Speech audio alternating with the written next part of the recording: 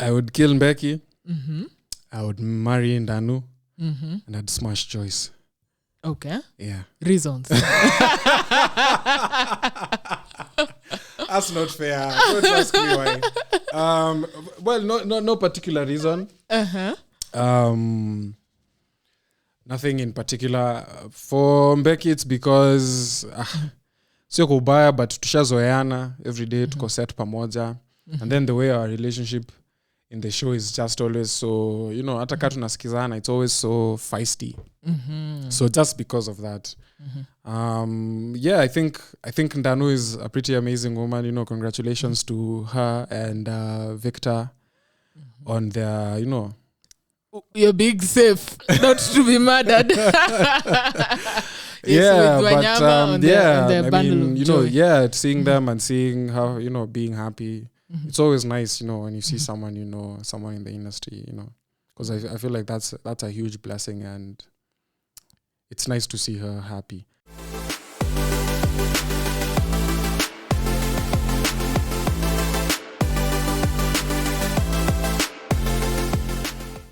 What's up, guys, and welcome to Art Scene, a show where we sit down with top industry players in the film industry. My name is Cheptoek Boyo, and with me today, I have another amazing guest. His name is Brian Ogola, and he's the stars to the stars. Brian, unacheka be decent. Welcome to the show. Thank you. Asante sana. Karibu. Shukuru. Sasa, I heard that you come from a large family like me. I do. Yeah. How was it growing up in a large family? It was interesting. It was very interesting growing up in a large family.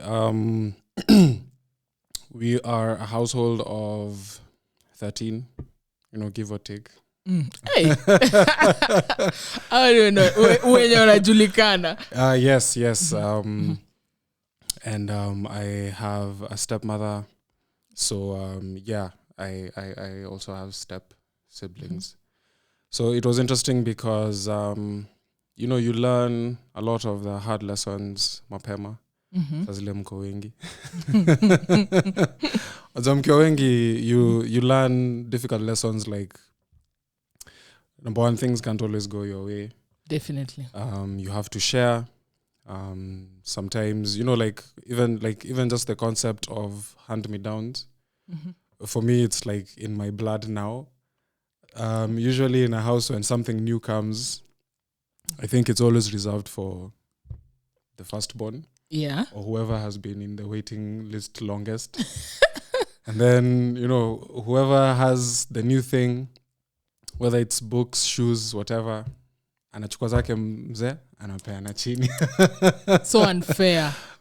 Or sometimes when you're going to buy school uniforms, unanunuliwa uniform maybe a size bigger or 2 sizes bigger so that you grow into it. You have suffered. But it was nice. It was nice because, we were also like kwa neighborhood. Sisi ndo tulikuwa na quorum ya things like Brikicho. Because we don't need kids in the neighborhood. You're even plus over a football team. You can make your own team. Like sometimes kids would actually come to us and be like, yo, you guys come outside so that we play.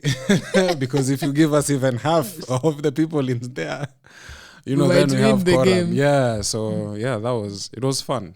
Yeah. And on the family, are you among the firstborns ama wewe uko huku chini? I am the second born on my mom's side. I have 3 sisters. Okay. Yeah. Hey, interesting. I know it's because I have 6 brothers and your fight ni real. Yeah. Are yes. you the only sister? No, there's one more. But I was fighting more with my sister than with my bro. That's normal. That's normal. You quit university to pursue acting. What fueled you to make that decision? Tulikuwa tunakorofishana sana na mzae. unajua mzee alikuwa anataka he had this whole vision of how his sons would end up taking control of his company and making it come to its full vision, but that never happened because obviously akina Brian Ogola alikuwa more talented kwingine. Yeah, so you see the problem was even because kwetu ilikuwa ukitoka shule unapewa time ya kufikiria in terms of what course do you want to do, so it's not that you're given a year or 2 years. You're told in the middle of this whole long holiday, as you're thinking, come work for me, but like your dad now. So you work for your dad, and part-time now you start taking classes. So I started taking part-time classes in a lot of business classes just to help out with my dad's company. But nilikuwa saa yote nashinda nimeingia auditions mahali, and you see sometimes you get good results. So once I started getting good results from auditions, it was really encouraging, and I was just like, I just don't feel happy at all in academia. Doing the business your dad was doing. And if it's not even just the business that he was doing, just academia itself. I was disillusioned with academia. I don't know why, but when wale wa class yo yangu, me was not meant. It's not like that. It's more of, I felt whatever I was doing in those business classes was not challenging me enough. Mm-hmm. That's one. And other than business, I had no idea what else I really wanted to like do. Of course, things like law come up, things like that, they always come up because your parents are also suggesting these ideas to you. Yeah. Lakini baadaye nika realize, as in, mi ni msanii tu. And the way I am built as a person, I just can't stand, going to work and being miserable.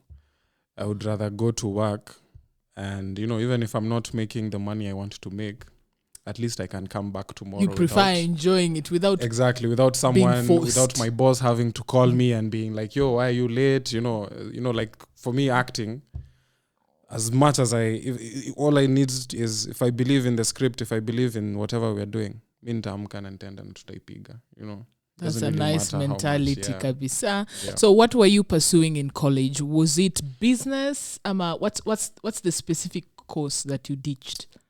Well, it's interesting because the specific course that I ditched was actually a business course. Mm-hmm. Because at the time that this was happening, I was in the middle of like one of those trimesters.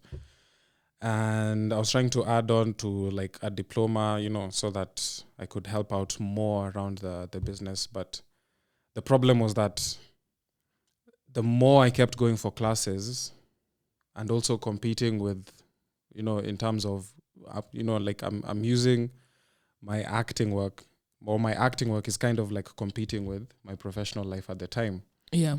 And I was just asking myself, so what happens if you graduate with a diploma you have no intention of using? Mm-hmm. What happens if you graduate with that degree that you have no intention of using? What then? Is acting something you just want to be doing on the side, or do you want to focus full time? And in the middle of a unit, it was not actually in the middle of a unit. It was kind of like in the middle of an exam. Uko sure ukulemewa? No, the way they have the way they have these exam halls, because it was at Kim. So they tell you to go somewhere, in South Sea, there's an exam hall, you'll be there. Mm-hmm. So I went there, I looked at that exam paper, and I was like, this is not, like this, like totally this, not like you. This path, wherever this path in a lead, it has nothing to do with me. Mm-hmm. I realized I was just doing it because, I still wanted my dad to be proud of me. Mm-hmm. I still wanted him to approve of the things that I was doing, but eventually, I had to release myself, make a choice, from his clasp and just be like, Dad, you have to respect that this is what I want to do. How did he take it? Like a typical Kenyan parent? He was really welcoming. Okay, you see, initially there were struggles because, not really struggles, ukitoka Form 4 And then my relationship with my dad was not, what we see on TV these days. Yeah. It was for, It was more of authoritarian exactly, rule. you understand? I am telling you do. Yeah, so after you're done with Form 4, he asks you, of course, like, what do you want to do with your time? Yeah. And as much as he's asking you, he's also nudging you towards, a particular exactly the way. things he would also want you to, to pursue. So as you're telling him, I'm not so sure, Dad, he's like, okay, as you're thinking about it, come to work. And come to work, which for me, I'm really grateful for, because I got to see what it actually takes to run a business. Both from the standpoint of my dad and, just as an individual. So I was grateful for that, but akuichukua vipoa sana, because of course he had envisioned that his sons would eventually take over, and I am the last son in the family. So I think in his head he kind of was seeing it like, this guy might be my last chance, since every other son who has passed through the business has opted not to continue with it. To continue with it. Pressure. But I think there's something about family businesses. There's a certain reason why the ones that work and the ones that don't. You understand? Yeah. There's always a very particular reason about family business, and there's the way you have to run a business that is completely outside how a family runs. Yeah. And eventually maybe that was the downfall of the family business, but as far as that is concerned, I think it was just time. And I wish one of us could have been more interested in the sort of things my dad was. But looking back and looking at the things I've managed to achieve in my acting career, I really don't have any regrets. And at the same time, I'm really proud of what my dad managed to achieve with his business, because that was a business that kept running for, well plus 15 years. Wow, that's a good run. Yeah, so over a decade. Exactly. So if I'm lucky, I might even achieve half of what he had achieved as far as his company is concerned, because that was a company that, was doing well for, most of its existence. Mm-hmm. You made your first big debut, like ile nye ulijulikana nayo, at Jen and Abel. It was actually Lies That Bind. It was Lies That Bind. But Jen and Abel was much bigger. Yeah. So you see, it's same company. Yeah. shout out to Makbul. Because Lies That Bind, I only got my foot into the door because everyone was like, hey, that guy looks like Makbul. Wow. Umsesi anafanana Makbul. And then at the time, it just so happened that the storyline of Lies That Bind or something was happening that, Makbul could no longer be part of the show. Oh, so they were trying. it's good to be a lookalike. So they were trying to loop around like the story of sijui ndugu yake fulani alikuwa amepotea mahali fulani, sasa amerudi. So they called me, a few months passed, and then all of a sudden they were like, Ebu, come in for an audition. And I remember before I went in for the audition, there was an actor's monologue challenge. And guess who happened to be one of the judges? Dorothy Getuba. The producer of Lies That Bind and Jane and Abel. Spillworks then. Exactly. Yeah. So I think that's where Dorothy noticed me, and after that, it wasn't very long before I got that call for Lies That Bind. And Lies That Bind, Ikaingiana, we did for like maybe 3 months, and the show was done. And right as the show was ending, they were doing auditions for this new show. Everyone was like, hush, you know, like, Lies That Bind imeisha, but there's this new big show that's coming through. Apparently Sarasan is being cast, everyone, like everyone and anyone. We were just seeing Akina Mumbi Minor coming in, guys are auditioning. And out of sheer luck, one day Dorothy sees me, I think from a meeting or across, because wherever we were shooting in Muthaiga, there were pretty spacious rooms, and it was just like glass. So she could see me from a distance. She was like, what is that guy still doing here? Isn't he wrapped? was still just going through my lines. Just, when you're overzealous, it's your first show. You want to. You're really enthusiastic exactly. about so it. that enthusiasm got me again in the door, because Dorothy was like, okay, fine, since we're not having a lot of luck getting this particular role, let him just try. As much as we don't want artifices from Lies That Bind, let's just try with him.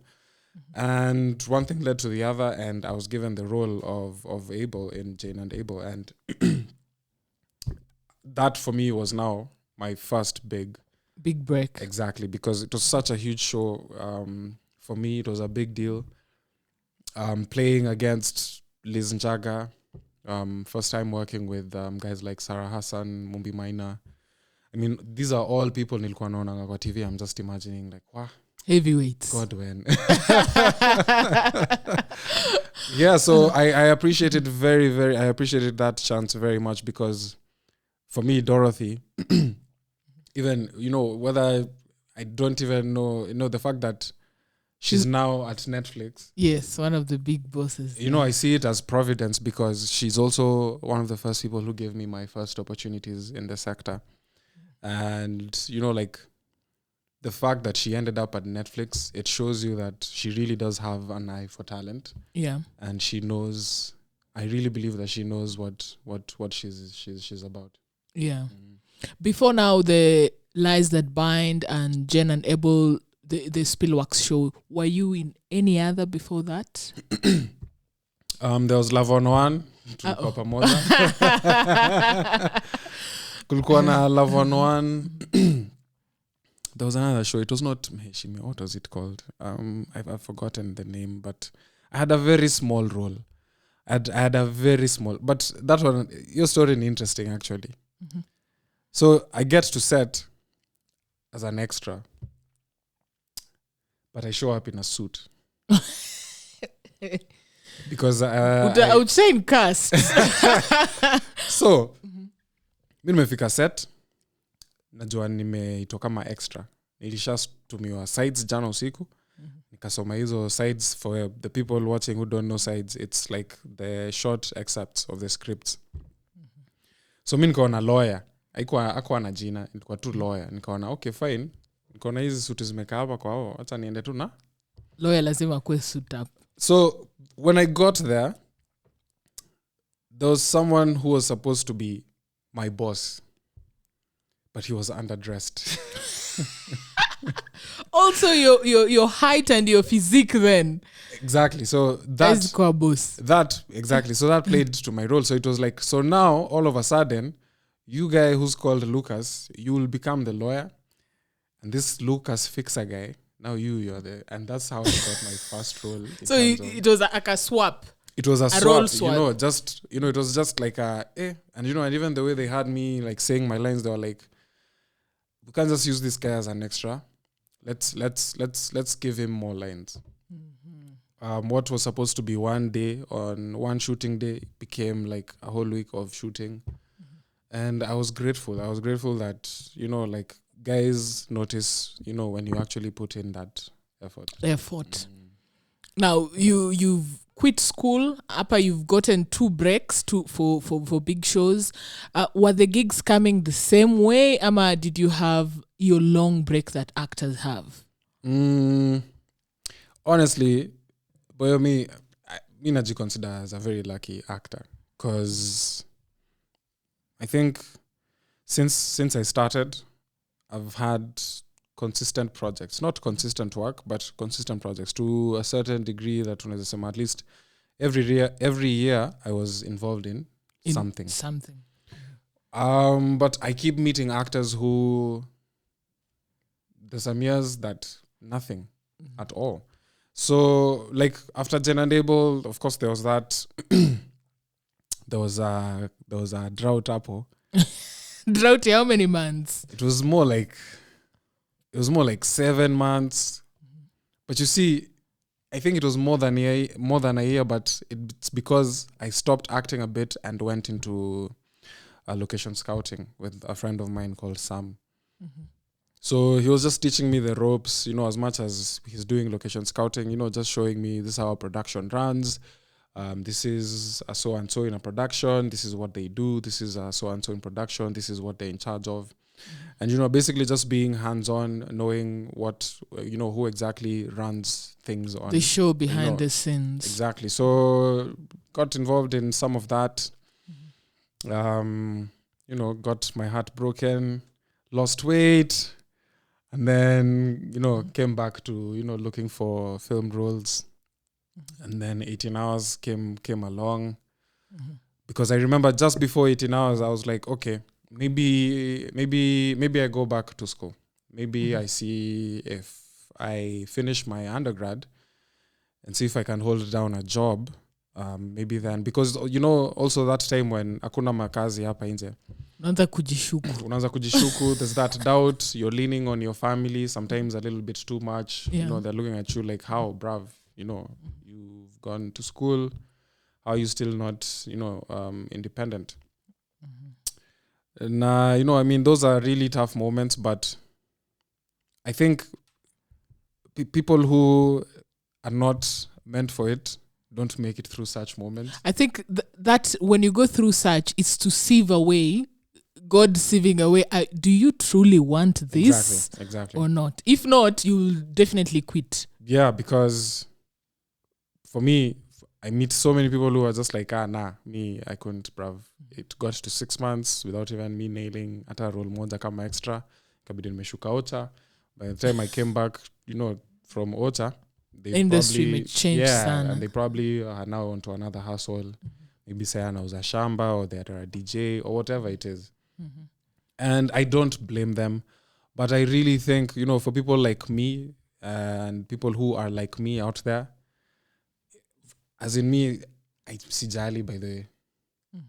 Not in a bad way, but sometimes I would rather not be in a relationship just so that I can afford being by myself, because I want to still, because that's how passionate I am about my path. You're the ultimate sacrifice. Yeah, because you see sometimes... That's the ultimate... Me catch if you're my boyfriend. And you've sacrificed me. That's the thing, because most women would be like, wait, this is the deal. This is how you actually want to treat me. And I'm like... unfortunately, maybe had I stayed along the paths of business or becoming a lawyer, maybe then I would have been a much more different philosophy. But the thing with art, and boy, you know this for a fact. Yeah. Whether it's music, painting, any form of art, it is very difficult to monetize any form of art. Very. Extremely difficult. To the degree that there are some painters who made very beautiful paintings, and then their paintings ended up gaining value when they are dead. After they died. That is really painful now. Right? Yeah. So that gives you an idea of just how difficult it is to succeed in an industry that is based, fundamentally based in art. So you might, and even sometimes when you do succeed, it doesn't mean that, it doesn't necessarily means that, financially set. Yeah. Sometimes your name becomes bigger than your pocket. Industry yetu ni ile industry. Which is more pressure. Exactly. Unaona, industry yetu inakuja na hiyo kitu inaitwa fame. Na fame iko na hizo mapressure za ujinga za, unajua wase wanajua mimi ni nani, and I need to maintain a certain kind of lifestyle, I need to maintain a certain kind of dress. But when you look at, can you actually support it? And it's nothing. So sometimes unaweza patwa reward ya fame, but you're still poor. Yeah. Bado wewe ni maskini, Na ni industry iko na uwana kama hizo yenye kama hujamakinika na in terms of kuonaje kwa mat na wewe ni boss. Because mi mara ngapi nimejipata kwa ma3 and kila mtu anakuangalia ile design ya what's in Regan. What's in Regan? And for me, I had to learn to stop allowing that to make me feel uncomfortable, even though niliacha kupanda ma3 because of that, because sometimes it's just uncomfortable. It's too much. Sometimes you even doubt yourself. Am I in the right journey? Exactly. Because unajua mtu anaweza kuona usini boyo. Unajua alafu anaona watu so anafeel need ya kwanza convince watu wako around. Wait. Kwani humjui? And then unajua Kenyans they do that and then they call the whole crowd. So huyu kama ajui anaanza kuja kudeni. Huyu si ni boyo ule wa nini? And sometimes as much as you appreciate my fans, mashabik, sometimes you're just maybe on a random day you're just looking to kamilisha errands, ulipe bills, ufanye your own things. You're not really looking to interact with people. So sometimes, if you can afford it, you'd rather just use a boda or use a Uber because, you just avoid a lot it's of just one person who recognize you. Exactly. Na hawataita what you're the move. Na saa zingine hata mtu wa boda, ayuko rada yako hivyo yako tu in terms of tuende wapi, unaenda wapi, tufike wapi. Yeah, but it's a strange industry because fame inaweza get to your head like that.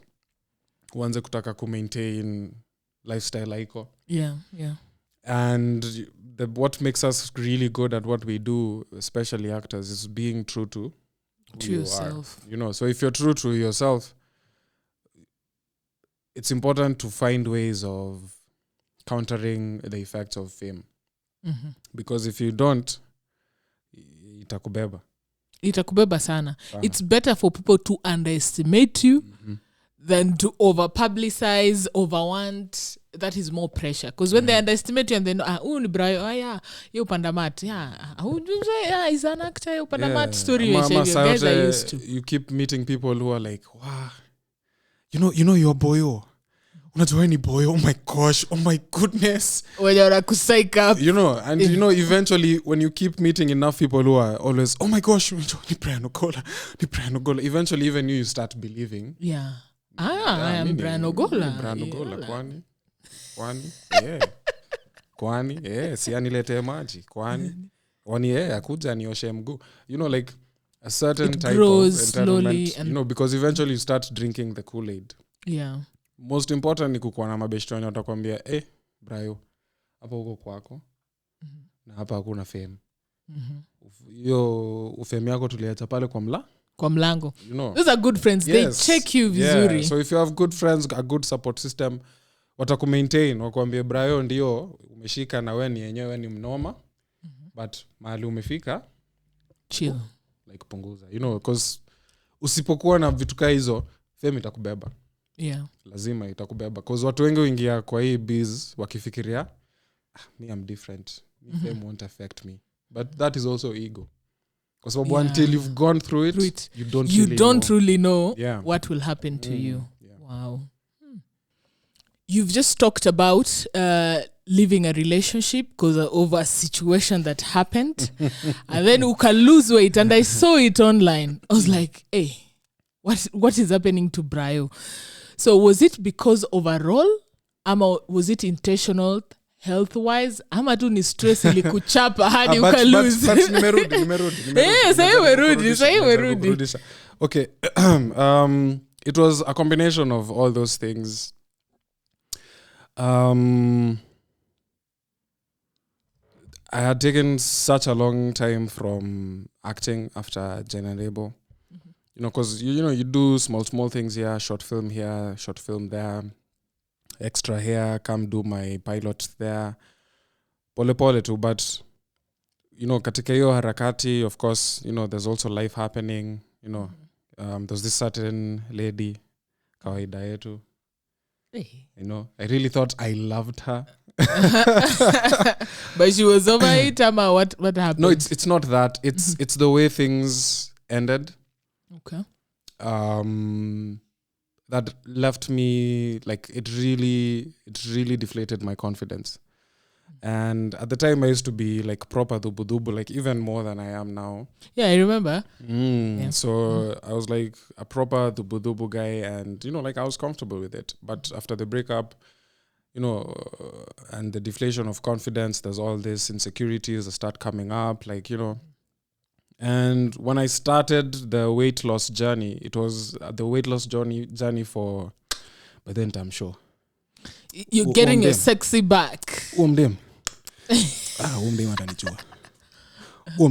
As in, like ukianza zoezi, hiyo ndo ilikuwa mood, but later you realize it's later not you about realize her. it's not about her. You just realize enyewe nikidozi bila kukula hizi machapo 7 kuna venye naamka nikifeel fresh. Yeah, lighter una feel no notice kumbe there's actually a point about diet and all these other things.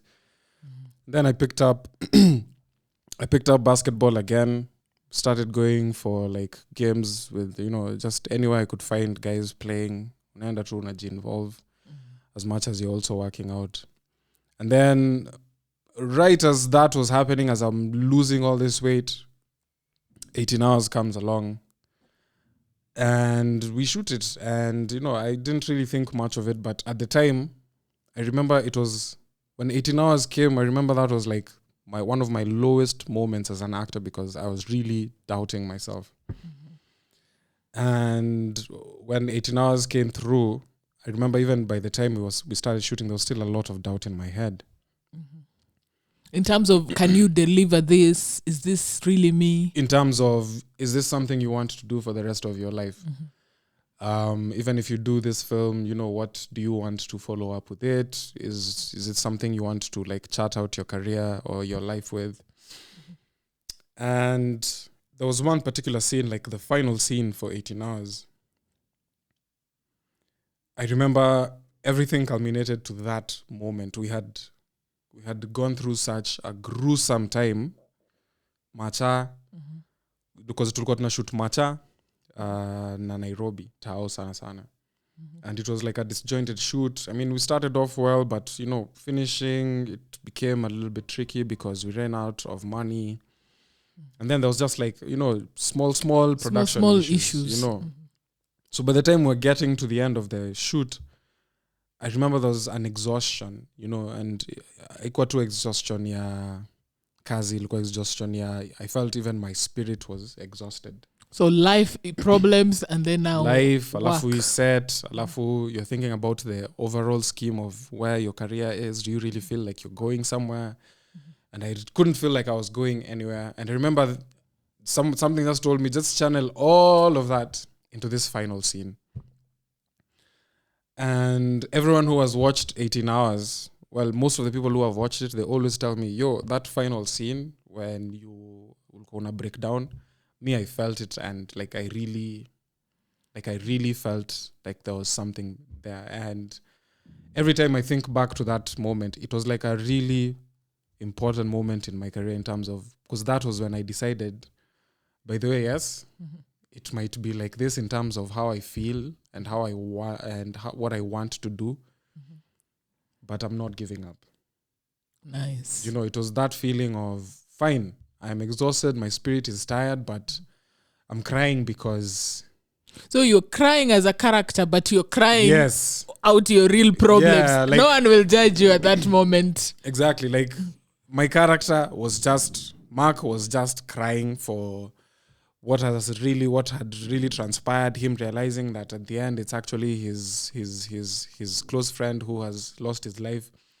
But at the same time, I was using Brian Ogola's turmoil in terms of that spirit, the exhaustion of spirit, physical exhaustion of always just toiling and sometimes not really seeing, the fruits of what you're working hard for. After that happened, I just felt like a new lease of life where I was completely convinced, because after 18 Hours, I got called up for this workshop that eventually led to Lusala. And at the workshop, I met this acting coach who just reaffirmed, because it was this lady from Germany who had never met me before, had never been to Kenya. And the Ginger Ink ladies. Yes. Yeah. But they had got an acting coach. Her name was Brigitta. And Bridget was she was just very special to me. And I think she's very pivotal to my becoming, especially, like as an actor. Because that workshop was, it only lasted 2 weeks, but what I got from it was like a lifetime of affirmation and, like a lifetime of just building someone's confidence, because she just kept telling me like, you're totally ready for whatever comes your way as an actor. Because she was like, me, I've been in this for years and years, and it was just very special to hear that coming from someone who has been working with so many talented someone people. affirming you're on the right Exactly. path. So listening to her and, just trying to learn her technique. And once she taught us her technique, like there's no doubt in my head right now. I just know for certain that I'm an actor. Wow. There's nothing, not that there's nothing I could do better, but there's nothing I want to do better Than what you're doing right now. what I'm currently doing, yeah. Good for you. You starred in Poachers, which is the first Kenya film to air on international streaming service. And this is specifically Netflix. And I read you had to learn Kamba. So are you now a Luo Kamba? Is it towards of Kamba? Are you fluent in Kamba? No, I'm not. It was ilikuwa kao kidogo sana. And I get mixed feedback from my Kamba friends. Ilikuwa ni Alfred Munywa. That was actually coaching me, teaching you Kamba on location, trying to tell me, okay, that one you're saying it wrong. He sent me like voice notes on the night before we were to head down to the sanctuary to start shooting. And akaanza tu kunifunza, because me, I thought it wasn't something that the director wanted, Tom. But I felt if I add this touch to Mutua, I think it'll come through. It's going to be legit now. It'll come through a bit more authentic. And till this day, I keep watching Poacher. I think it's one of the only films that I watch that I'm in. Because even Lusala, as much as I have it, I don't know, sometimes I get, because I'm just like, those guys who feel awkward watching themselves. Yeah, but for Poacher, it was very interesting because I feel like it was such a huge step from who Brian Ogola is. Yeah. And for the first time, I really, like I really went deep in trying to, portray a character in a way that was, very method. Yeah. So Poacher was it was a life-changing experience as well, because that was coming after, was it after before? It was just before Lusala. Was it after? Interesting. Or maybe it was in between. Yeah, it was kind of confusing. But I think it was an unreal experience, because what we went through and then seeing what we managed to achieve on screen, it was just a really nice experience. And when it finally ended up on Netflix, ikaturia farm tukafeel at least tulifanya kitu, even though the final vision of Poacher has not been realized, because it was a short film that was meant to be a feature or like a serialized miniseries. But that never happened. Now, your body of work is impressive. Big up, Thank you very much. Nashukuru. Katikati, which was nominated for Oscars. Yeah. And then we had Neophobia, which was actually shown Neophobia. at Cannes. Yeah, that one was the first African short film to be screened at Cannes Film Festival. I mean, that was, fine. I didn't expect that. We expected it to, maybe get a Kalasha nomination here and there, but the fact that it went all the way to, the biggest and oldest film festival in the world, I feel like that's really impressive. Yeah, I will always be proud of that short film. And I've said, as I said earlier, stars of the stars. Torture. So what makes you choose the role you play? Different things. For me, the most important thing is the pitch. If you can pitch it to me, because there are some scripts that are they're just meh, like when I saw ma and I was like but vile director atakachini akwambia cheki sikiza boyo, this is how it's gonna go down. Cheki movie tukianza because tunaanza na wewe tunaanza by the way ka umenyoa nywele unaona vile hiyo nimeanza but the time tunamaliza hii because by act 1 act 2 itaishia umefika hapa alafu act 3 bado ndo tunamaliza kuandika itaisha kama umefika hapa alafu ikue because you see when a director so you want that journey in a character. Yes. Utake tu. No. Unajua saa zingine director anasema tu tunataka mseana ka pum pum or tunataka mseana ka whatever it is. But when a director pitches it to you like that, then you're like, okay, fine. I might not be seeing when I read the script what he wants to achieve. But I'm buying into the idea. Kika chini na mimi aniongeleshe, I'm just like, kuna kitu kwa akili ya mdem that lazima nimsaidie bring out. Because then I'm feeling like there's a vision behind it. Because sometimes when it's like that, you might read a script and you're like, hey, iko kidogo, it's a bit weak, but when the director talks you through it, then you're like, oh, you see okay, the I see the vision strength, of, I see the vision it. of it. Yeah, so for me, it's the pitch. And the pitch has to mean the story has to have an arc. Like the story has to... lazima aende, afike mahali, atoke. But now we're talking about like films mostly. For TV, sometimes you don't have that luxury ya kuchoose vitu unataka. No, they just call for an audition, you appear, you get in. And then you're typecast. They're like, yeah, you look the part, so Okay. Yeah. Now, you replaced Lenana Kariba in Selina. How was it playing a role that people have already identified with someone else? I think that's a really good question, but I really don't know how to answer it. I think the best people to answer that would be the audience.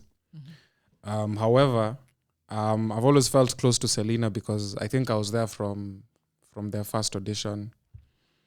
I think I've auditioned more than 3 times for Selina. Hey. Before they truly you wanted this. You wanted to be part of this production. Even, like really wanted it. After Corner, there have always been hopes in the industry that another Corner is coming. Yeah. So when Selina auditions were coming through, that was kind of like the vibe that was around the industry in terms of this is going to be the next Corner. Next level. Na vile tulikuwa tunaona kina Robert Agengo, vile Zeze walikuwa wanavuruga industry, like the Corner crew, like, and everyone knew like if you're on Corner, that's the best paying set. Kila mtu alikuwa anataka kupata kazi Corner. Zeze and Nani were here. And Agengo. Na wote walikata. No, wote walisema it was over publicized. For sure. It was good, but it wasn't, the pay was okay. That you see, even me as an actor right now, neza sema, if the pay on Selina, blah, blah, blah, it might not be that good, but I can only say that now as I am eating the money. The money. Ile siku hiyo kazi itaisha. Because that's the norm in our industry. Kazi huisha, it's very contractual. There's no job security. So kazi huisha, and then sahi, uliza mtu yote sahi story ya Corner. Wenye walikuwa na sahi wako kwa dry spell. Uliza tu, would you like Corner irudi hata kidogo tu atakani for 1 week? They'll tell you of course. Because I think that was a huge show in terms of what the vision was. And yes, guys played up and exaggerated a lot of the things in terms of, hey, guys are being paid this much. There's always because even me, I had guys were taking a meter home. I was like, it's exaggeration. How comes I wasn't in Corner? It's exaggeration, But whatever they were being paid, no one could compete at the time. That's it was point. Decent enough. It was decent, and an actor could actually sit down and like do normal stuff like save, invest. Plan even for a year. Plan for a year, plan for the future. Which for me, I think that should be the goal. That should be the ideal where, as an industry, we are all aiming for. Yeah. Everyone to be at least part of a production that they know. It's not just hand to mouth. Production in an Elisha too. Like when that monthly check doesn't check in, exactly. It's a problem. So I would want to fike place kila mtu anaweza kuwa kwa production, not kila mtu for sure, but at least a majority kwa production yenye wanaweza sema isho ainilishi tu, like I'm taking my family to school, I'm saving or I'm investing or I'm securing my future in one way or the other. But for Corner, everyone wanted to be on it, and there was that same aura around Selina's audition. And it might not have, turned out as a Corner type of show, but I feel like success-wise, it's good. It's good enough considering the years it has run. Yes. And I think Selina is very, very underrated as far as the milestones it has managed to achieve for as long as it has been around. Yeah. I don't think we've had a bigger show, not locally or internationally, in terms of a long-running format telenovela. I think what they have achieved will be very, very difficult to replicate, whether it's in the near future. Unless it's the same production company and the same big people even still investing. Even still. I think what Selina has achieved would be very difficult to replicate. Because Nisho, for me, I didn't know just how big of a show it was until I was in it. And now, every few days, there's someone from TZ who can't stop texting me or DMing me. Aha. And because sometimes watu wa Kenya hapa watakwambia, because watu wa Kenya wajalingi wanaongea tu vile wanajisikia, hiyo show siishe. Kwani mtashuti hiyo show mpaka lini?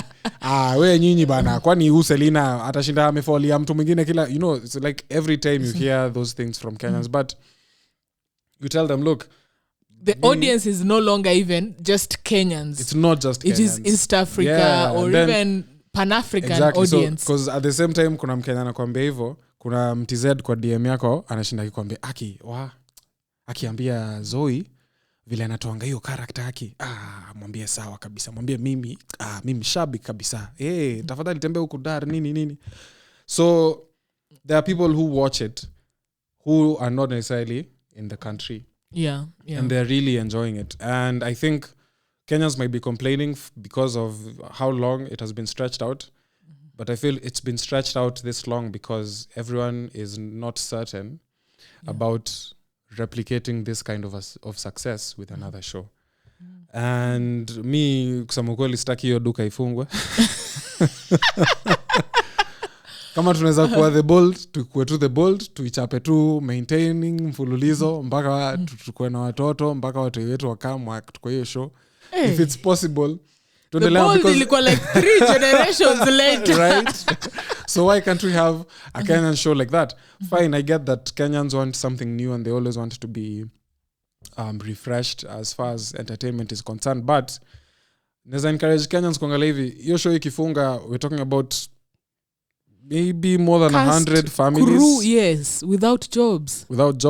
So yeah, it might not be the most entertaining show out there, and it might not be, getting the right juices flowing for the audience anymore. But as far as sustenance and sustainability is concerned, it's actually supporting a lot of Kenyan, a lot of families. Yeah. So ningeomba wa Kenya wazidi tu kuiwatch, because again, it's not all Kenyans. There are some die-hard Kenyan Selina fans that they'll always just text you. They'll always say hi when they see you, and we appreciate them, because without them, your show haingekuwa. Yeah. Talking about families, how did COVID pandemic impact you? Man, COVID. Shit. Sorry. Excuse me. COVID was unexpected. I feel like since COVID, I've buried like one too many people. Maybe not to COVID, but it's been a really, like sad period. Yeah. There's so much death going around. It seems like everyone has either lost or knows someone who has lost someone. True. Because now, towards the end of 2021, this third quarter is when I am less in matanga and hospital bill contribution. Yeah. But last year and early this year, I was like every week until you're like, I can't. Like, I don't have even enough to provide for myself, let alone help someone else. Yeah, and it has forced me to, to be a lot more realistic in terms of contending with my own mortality. Because, you hear someone passed on and unajifikiria tu what is, like, nini ilifanya ikakuwa ni yeye na sio mimi, and you're like, it's nothing. It's not because you're lucky. It's not because you're special. It could have been you. Yeah. Ingekuwa ni wewe sahi watu wanachanga ama watu wanapanga kukupeleka ocha uzikwe. And I feel on the upside, I feel like I'm living life now less afraid. So in your own terms. Like unbotheredly, unapologetically my own terms. Because I've realized, look, like, not that I've realized, I've always known, but now it's so much more resounding now that we're living in a pandemic. You realize the air in your lungs has nothing to do with you. You don't even know how it got there or how it started. The same way you won't know when you're going to be finished. So just be grateful that, number one, you're able to draw breath. No matter what's on your head or no matter what kind of stress you're going through, the fact that you're able to draw breath for me is such an incredible thing. And I don't think it would be this resounding if COVID had not hit. Because now you realize just how how special the people in your life, or how precious the time you have with the people in your life just is, Yeah. So if you have, an opportunity to be kind or to say something in a less, derogatory way, you take it, because you realize, we're only here for a time. For a while, actually. And we are all living on borrowed time. No one is in control. So, unaishi life tu ukiwa grateful that, umeamka leo. Yeah. Because kuna watu hawamki. And you never know when it will be. You never know. When it will be. It's not like it's timed. Yeah, it's not like it's on timed. Monday, 7 p.m., be prepared. I'll be prepared. It is you. One day it will be, and then the end. So I feel like living through that has been just an eye-opener. It's been an eye-opener. Of course, financial strain, like COVID ilinionyesha I'm not saving. I thought I was saving, but COVID showed me, by the way, you're going to have to improve on your savings, because ili drain haraka. And the realities of having alternative sources of income, at least ujishikilie mahali. It's become like a real thing now that you can't just have the one thing as much as you would like to. It's not sustainable long term. It's not like in the long term. If another COVID comes, God forbid, people have to be prepared. Yeah. So early this year, you mourned the loss of your dad. Yes. What is the one thing you remember about him? My dad was charming. Like, like sometimes almost to a fault. Like my dad, okay, fine, the way mtu anaweza kuwa na mood zake nini, but when there are people around, it's like my dad couldn't help himself. It's like he couldn't switch off his charm. Sometimes, the way ungengia bank naye and the way people even just talk to him, it was so different, because I remember going to the banks with him when we were at the office. And we would go to Barclays Prestige on Enterprise Road. And it was so interesting the way, like, from the first time, and like he would just, the way dads are with their sons. Yeah. They like it when you're following behind like a puppy. So he would deliberately, make sure I'm following him. We're going to the bank. He's a step ahead. Yeah, maybe to make a deposit, withdrawal, whatever it is.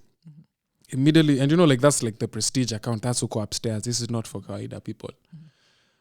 he would go upstairs and immediately he walks in, you see everyone just stands up and they start waving at him and greeting and saying, hey, hi, George, King George, King George. And, like it always used to, I was always kind of envious of that because I was like, how does he do that? I mean, not that how I can't. How is he a people magnet? Yeah, but for me, I've always been, kind of a little bit more shy with people. But with my dad, he was always just so charming. Like when he was on his best, he could work a room properly. Like he was a salesman, and you could tell why he was a proper salesman when because when he walks into a room, he had the presence. He would smile. He would talk to everyone. He was so open, and that charm. I don't know. I hope I got even a quarter of the charm that he had. Yeah, but nice. Yeah, he was a really interesting person. And I think that is what made him a good businessman. Yes, You have to be a people person. he was definitely that. Because kuna zile time nakumbuka kuna zile siku ningeingia kwa ofisi nimetoka kutamak na samples. Because we had a company that dealt with industrial chemicals. So some of our products, you'd have to, because when I went there, I was working as a salesperson.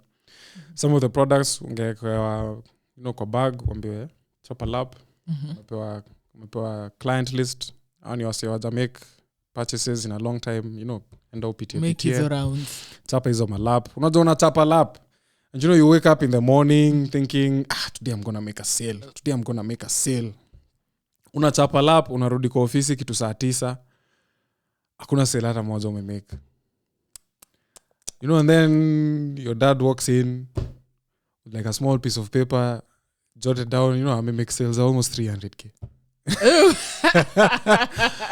Uko like, this is not truly me. Manze unaangalia umse uko like, kwani make sales at? And you realize it's the rapport, because every time, sometimes you'd make deliveries and you'd go to these, easy companies za Wahindi, and they would tell you about your dad. They'd be like, you're George's son. Tunakumbuka baba yako akikuja na baiskeli huko. And you're like, what? Because now you're making deliveries in cars and, in pickups. But he's telling you, I remember your dad, and I remember him making deliveries with a bike.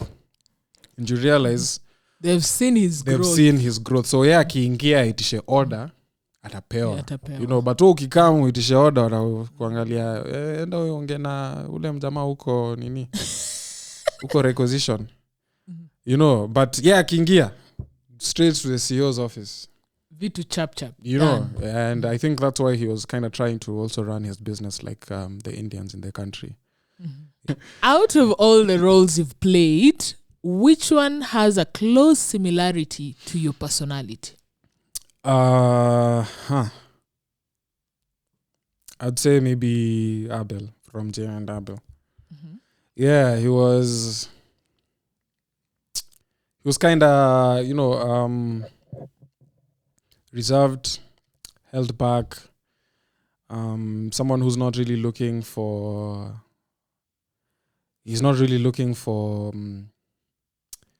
affirmation or attention. He's just someone who would rather be by himself, doing his things, doing the things that make him happy, as opposed to the things people are forcing on him.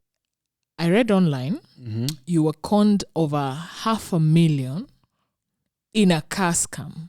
That happened. What really happened? Unapeanaje hiyo pesa nyingi hivyo? Nairobi. I mean, you want to buy a car.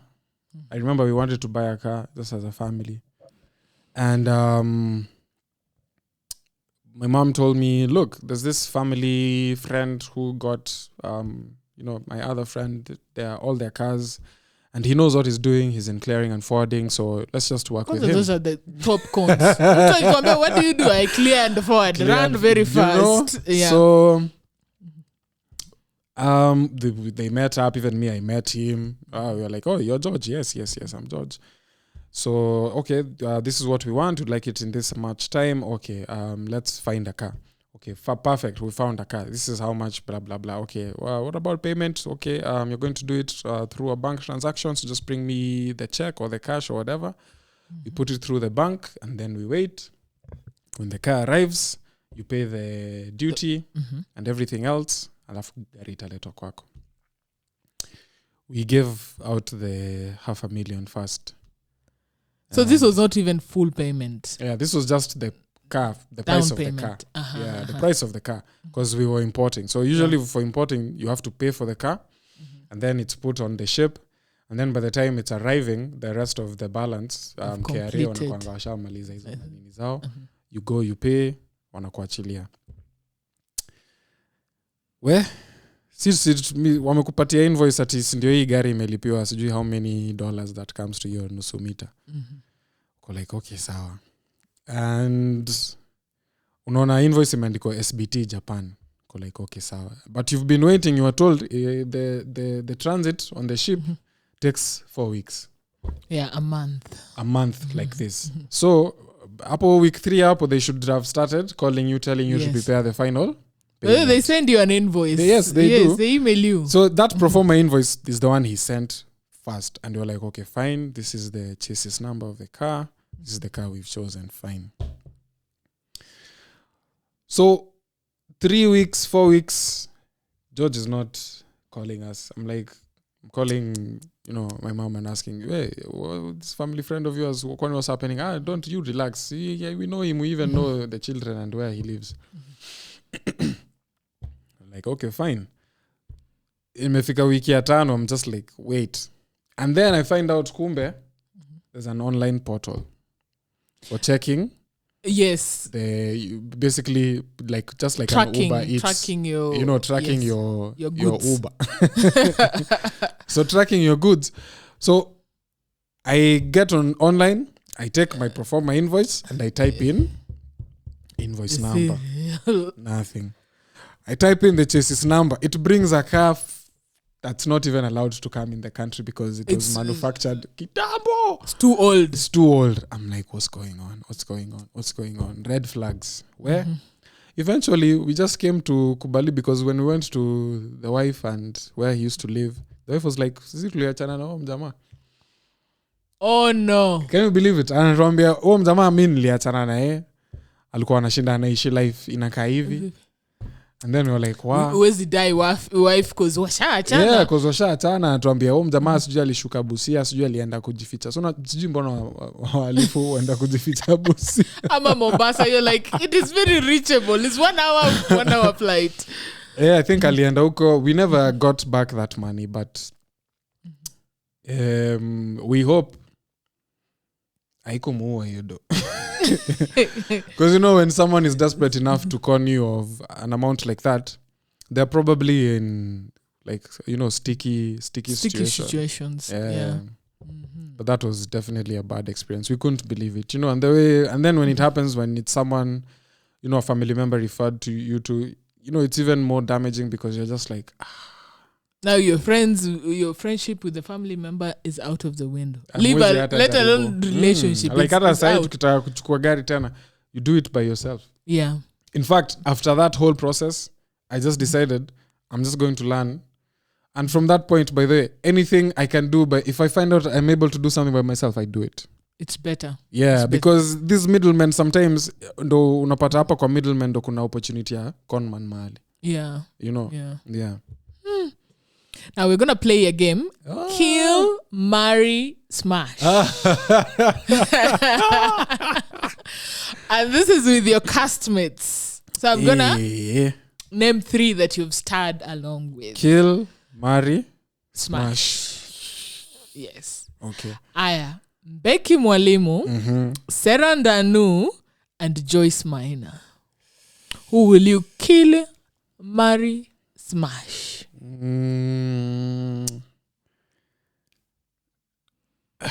This is a tough one. I would kill Becky. Why are you murdering Becky? Just let me finish. I would kill Becky. I would marry Ndanu. Mm-hmm. and I'd smash Joyce. Okay. Yeah. Reasons. That's not fair. Don't ask me why. Well, no particular reason. Uh-huh. Nothing in particular. For Mbeki, it's because sio kubaya, but tushazoeana every day, tuko set pamoja. And then the way our relationship in the show is just always so, hata kama tunasikizana, it's always so feisty. So just because of that. Yeah, I think Ndanu is a pretty amazing woman. Congratulations to her and Victor on their, You're being safe, not to be murdered. Yeah, with but Wanyama on the bundle of joy. seeing them and seeing how being happy. It's always nice, when you see someone someone in the industry, because I feel like that's a huge blessing, and it's nice to see her happy. Yeah. Joyce, just because she's drop dead gorgeous. Yeah, but I think she's also pia kona mutu, so just with respect. With respect. You smash with respect. I would smash with respect. That sounds all wrong. Yeah. Talking about respect, do you have a special someone in your life? Not anymore. Not anymore. Yeah. Why? Things happen. Yeah. I've realized I would like to get married. It's not always been the case. But the older I get, the more I realize it's not something I would be completely against. But that realization is also settling in with another realization, which is that I am not necessarily husband material. Umeji. What's it called? Yeah, I mean, look. Umeji karanga. No. I think it's true because there was a point in my life where I was looking at all the bad luck I was getting, like bad luck I was getting with women, but it was all just because, never really got past a certain point. I mean, fine, the longest relationship I've been in is like a 5, maybe 4 year, maybe 5. That's long. That's decent enough. Yeah, that was the longest I had been in, but, like sealing the deal and, like actually going all the way. And I've realized, now that I'm in my 30s, I realized I don't believe in dating. It's not that I don't believe in marriage. It's dating that I don't believe in. Because do you know you have to date to get a wife? No, you don't. You don't? No, you don't. You don't have to date to get a wife. You have to court. Yes. And courting is very different from dating. Dating is just another word for sleeping around. No, but I have dated without sleeping around. Okay. I'm more of eating food. then that's what it was. Okay, for me, I believe dating as I was doing it was just sleeping around until I get to a point where I'm like, okay, now I'm bored. Oh, that's bad. But I think courtship is different because it's very intentional. Immediately I see you, boy, I'm like, where do you live? Do you have parents? Can I come see them? So that even before I take you on a date, on the first one, tukichelewa, your dad knows who to call. Yeah. Or wherever you live, wherever you live, whether it's your sister or whoever is responsible for you, or whoever is like, whoever cares about you, they know. But guys get into 5-6 year relationships and you've never even met your spouse's partner. Not partner, sorry, your spouse's sister or brother, family, not to mention any two random family member you have not. And then I asked myself again, like, what's the purpose of dating? As Brian Ogola, not as the community, but as Brian Ogola, what is your purpose when you go out there dating? And I realized it was very disingenuous, I just wanted sex, and dating provided me with an opportunity. With that opportunity to have several. To be, number one, disingenuous about my objective. Because when you go out on a date, what do? Well, I want to look. Marashi. make sure kila kitu iko sawa hata kama ni vitu fanyangi every day alafu unampeleka wapi? Is this putting on a face? You're putting on your best foot forward, right? Because that's what dating is. Alafu unampeleka Java even though you don't go to Java unless, or or whichever is the best restaurant out there today. And you see, so already you've started off on a falsehood. Yes. Because number one, you don't really like going to Java. You're only going to Java because you want her to see that, by the way, I can buy you Java coffee. Which when I look back on all my Java days, I'm just like, Raki tumekunywa chai. Chai watu wamekunywa Java. And when you look at what was the purpose of the dating, and people try to tell, you try to tell yourself, I'm trying to get this person to know me, but are you really? Yeah. Because trying to get to know someone is disrobing, not literally, of course, but trying to, safely and slowly chip away at what I usually show everyone else as Brian Ogola and show you that, hey, boy, this is the other side. This is who Brian Ogola is. Do you still want to be with Brian Ogola? So you find that what you want when you're going out for this date, in your head, you're telling yourself, I want to get to know this person, but no, you want sex. Yeah. You want to smash. But or if you truly know who Boyo is, you might either accept it or run very fast. You get? You're like, hey. Because once makucha zimetoka hivi watu relationship huisha. Definitely. Watu huanza kwa chana inakuwa ni hivi. And you realize, so I would look at all my car crashes as far as relationships are concerned. All the wreckages. I'd look at all the wreckages and, it would make me start feeling a certain type of way about women. And that was wrong. Yeah. Because not all of women are like that. Exactly. Again. Because just because you keep attracting trash doesn't mean women are trash. You get?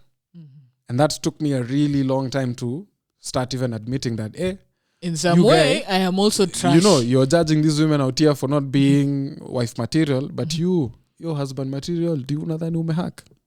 Yeah, by the way, someone told me you attract who you are. With no judgment, you actually attract who you are. If you're a selfish guy, you'll attract a selfish woman. It's likely. They might not show you now, but they're very selfish in some way. So eventually I realized, look, what do you want? People date an idea of marriage or court for the idea of marriage, and I realized I would want to get married. I would want to start a family, settle down one day. And that realization, also settled in with, if I'm not husband material, then what can I do to become husband material? And I know all these things are, labels, but I really believe in, just being a traditional man. If you're able to, I think there's a lot of pride that comes with being able to provide for your family, being able to stand with your family, and being able to commit and be loyal to your family. I think the alternative out here, which is more or less just sleeping around, it's and even if you're not sleeping around, the alternative is being alone, for the rest of your life.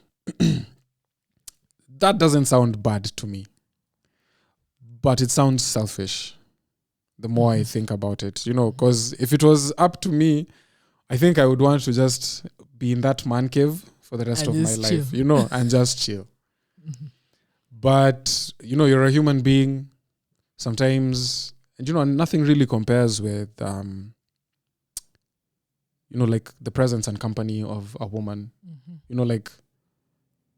Fine, when you're out there in nature, when you're alone, it is healing. But when you think about the fact that your presence or your company can be made better when it's the right woman, I think there's no feeling out there that can compare to it. And I think it's beautiful if you manage to find someone who wants to be with you on a long-term basis. And so now I look back on my relationships, all of them, and I try to allow all the bad negative feelings to wash away from the me. damage. Yeah. So are you working on yourself? I am working on myself. Are you chilling or are you a celibate? I am working on myself as I am chilling. I am not really trying to get into a relationship right now. For my own sake, first of all, before anyone else's. And then, because, you really have to, if I want to get to a point whereby it's not even about getting the right person for me. Mm-hmm. For me, it's about, it's about... Kulete maji. For me, it's about being that right person. Because I can't control who I find. No, you can't. But what can I control? I can yourself. Control you can myself. Control yourself. So that whoever I end up putting in that compromising situation of, listen, will you please be mine forever? Mm-hmm. I won't be fucking them over in some huge way because I haven't resolved some of your my own internal issues. You get? Yeah. And I realized that's the only way that I might not be right because I've never been married, but I think for marriage, that's how it works. Yeah. Accepting that you're not going to find someone who is perfect. That's an illusion. Exactly. There is no perfection in this world. Yes. So if you're not going to find someone perfect, you have to ask yourself, then what does marriage mean? It means you're most probably going to have to contend with someone who is imperfect, and they're going to push you to your limits, whether or not you like it. Yeah. Because this also comes with the informed wisdom of having watched my own parents' marriage. You realize that it's not about that good feeling of, oh my gosh, I can't stop staring at you. Oh my gosh, your eyes, boy. Oh my goodness. It fades very fast. It fades, and the thing is, it's so, kwanza when it's moto, when you can't spend a day without like thinking about her or texting her, it feels amazing. It feels like, oh my gosh, like why can't life be like this every day? Those butterflies, when you go to meet her, you still get that feeling of, this chick, man. And I think because it starts off like that, most of us expect things to be a lifetime of that, which is very unrealistic. And even if it does maintain like that, it's going to take work. Yes. Deliberate effort of fine. And then life happens there. Not necessarily you as the husband. But life. Might be job, might be health-wise, just life. Life happens. Yeah, so for me, that's what I look at in terms of if I'm ever going to put someone in that situation, I want this to be, the least miserable experience possible. That's a good mentality to have. Yeah, as opposed to just assuming that I'm going to be an amazing husband. See, I'm Brian Ogola. And then they push your boundaries, you because react. I feel like a lot of men go into it naive.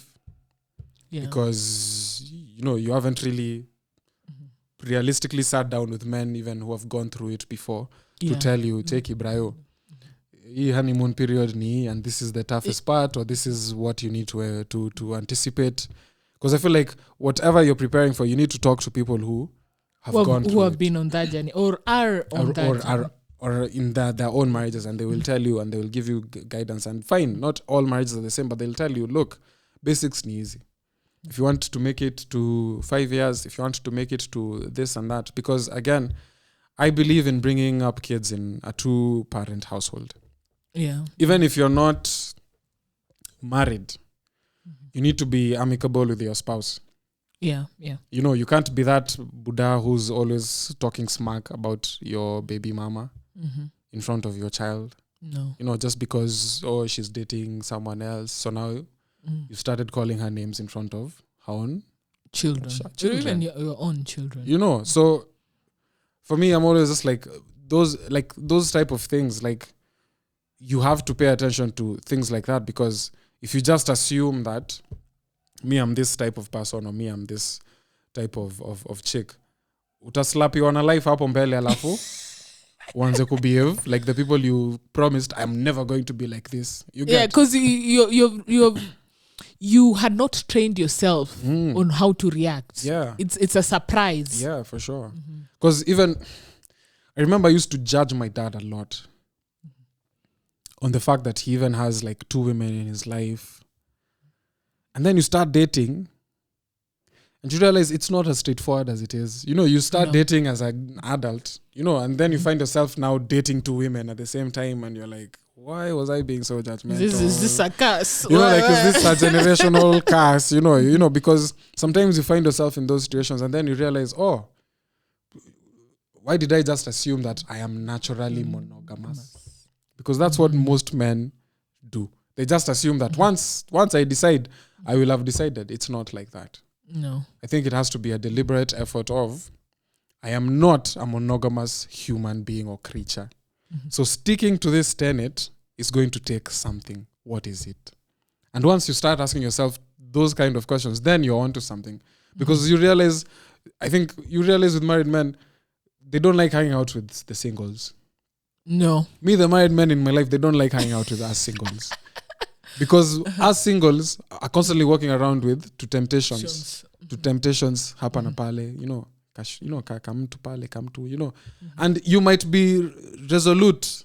You might be that guy who has decided by the Mimi, I will not be shaken.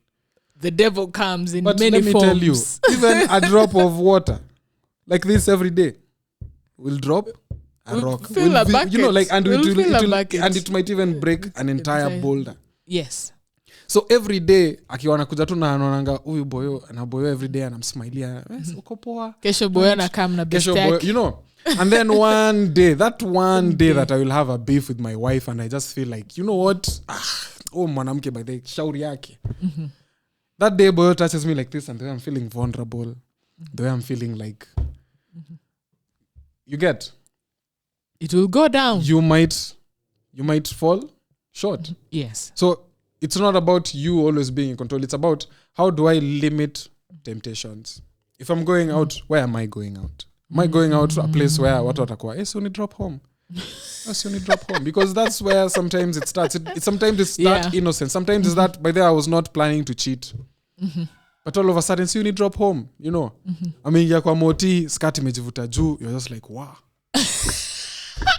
You know, like, unataka tu kudrive, ukiangalia mbele, you know, by the time umefika kwa place anafaa kuwe, you know, like, there's so much temptation. And sometimes it's just better to not put yourself in such situations. Yeah. That's what I have observed with, like, the married men in my life. They don't put themselves in situations that they know could compromise their own relationships. Yeah. And there's some value. I think there's some value in, you know, in that. There's some value in being able to bring up your child in a household that you know. Yes, mom and dad, they don't live together, but they never fight in front of me. Yeah. And even when respect. You know, and even when wamekosana, they don't show it to me, yule tu hadharani ati, you know, like, I feel like that should always be the standard, so that the child understands there's an importance of both parents being able to be there and, you know, to at least coordinate, so that the child can see this is what a family runs like. Yeah.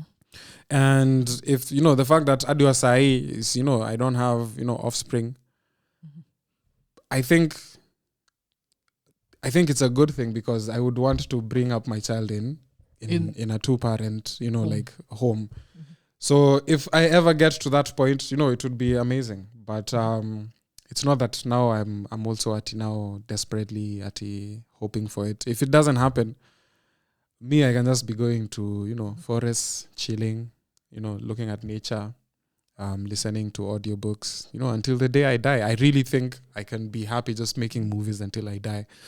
But I think it would be selfish as far as how I want to spend the rest of my living days, you know, because I look at my parents and how much they contributed to me and my siblings' success. And I'm like, that's a huge, huge sacrifice. And I would want to take up a challenge like that one day as well.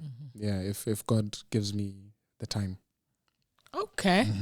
Lastly, Ah, what projects are we expecting that you're currently working on? I am currently working on solo project.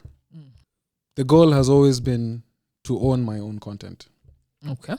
and I feel like I'm slowly working up the confidence to actually go out and just put something out there that doesn't have to be my own writing, but something that's written for me and produced by me, and just put it out there. And I feel like most artists need to start thinking towards that.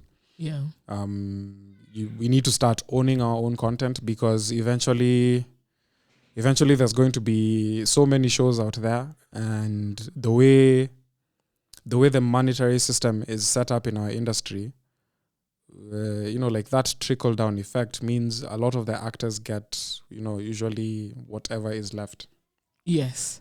as opposed to being invited to the To the table table. from the beginning. So this is going to be your share of.